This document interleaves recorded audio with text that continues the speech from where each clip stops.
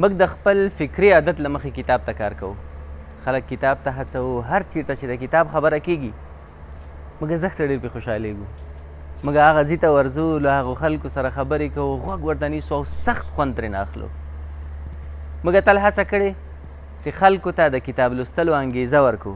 انګیزه هم په داسې ډول ورکو چې ورته ووایو د نړۍ خلکو ځانونه د کتاب لوستلو له مخې نه، د کتاب لوستلو له لارې نه د پرمختګ هغه لوړو څوکو ته رسولي دي، د ژوند د خوند اخلي، بهترین ژوند لري. نوره نړۍ ورته اړ ده، د دوی د ښه ژوند مثالونه ورکوي، د ښو زده کړو مثالونه یې ورکوي او نوي نوي نوښتونه او پنځونې چې کړي دي ټول انسانیت ګټه ترې نه اخلي، خوند ترې نه اخلي. نو ځکه موږ خلک کتاب لوستلو ته هڅوو.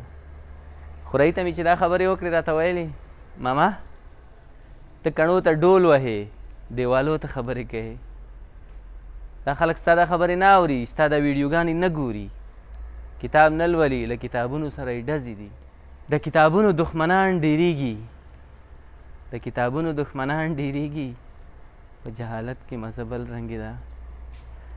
ما هم د خپل فکري عادت له مخې خورئي ته وویل ته دا کینو خوره، زه بېرته راځم.